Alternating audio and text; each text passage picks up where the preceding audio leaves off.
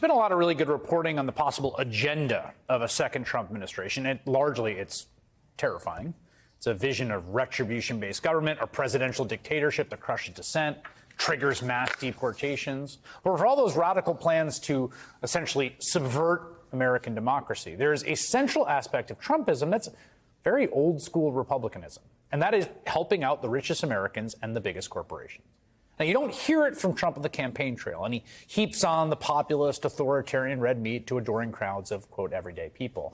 But as Jeff Stein of the Washington Post reported this month, behind closed doors, Trump is telling people close to them he would like to push through a big second round of tax cuts for the biggest corporations. If you were paying attention, this has been a dynamic of Trumpism all the way back to 2016. All of Trump's America First populism had him railing against the establishment donor class and taking back the country for the little guy, and doing it with really dark overtones. The establishment has trillions of dollars at stake in this election. For those who control the levers of power in Washington, and for the global special interest, they partner with these people that don't have your good in mind. So that's what he said to voters. And then a week after he won that election, he went to the 21 Club restaurant in Midtown Manhattan, a former speakeasy frequented by the rich and the powerful, and he told the plutocrats there something completely different. Thank you. Thank you. Hi, Mr. President-elect. Thank you. Thank you. Get your taxes down. No, Thank you. Thank you. Good job. Make America great again. Yeah, they loved him. We'll get your taxes down, don't worry. That was one of the rare promises that Donald Trump absolutely kept. In 2017, he signed a $1.5 trillion tax cut bill, largely for the rich and corporations. It was hands down the least popular piece of legislation he ever signed, and his most important.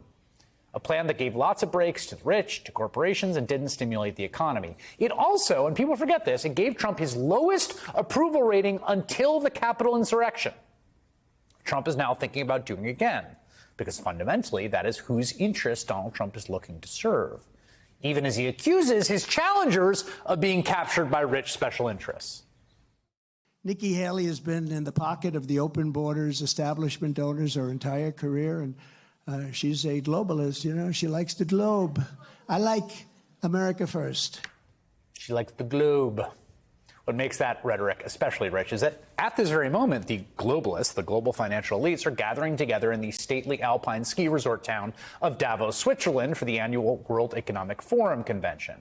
So is the donor class fearful of what another Trump term portends for them? Nope. Not according to multiple U.S. executives in Davos who spoke with CNBC this week. One prominent U.S. business executive, who asked not to be named, said a Trump victory won't be the end of the world.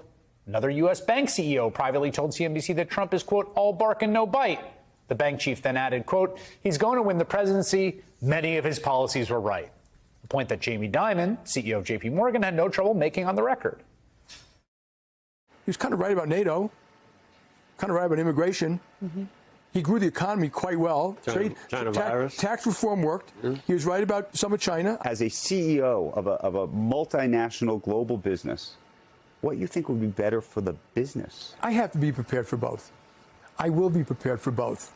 We will deal with both. My company will survive and thrive in both.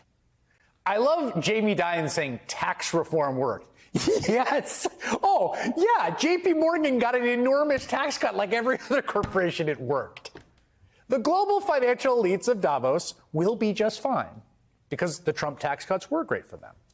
As everyday Americans consider how a reinvigorated, revenge-seeking President Trump will stick it to the left and to immigrants, to gay and trans folks, to women seeking bodily autonomy, it is absolutely clear to me that while a second Trump term threatens American democracy and threatens a lot of Americans, it sure does not threaten America's Davos set.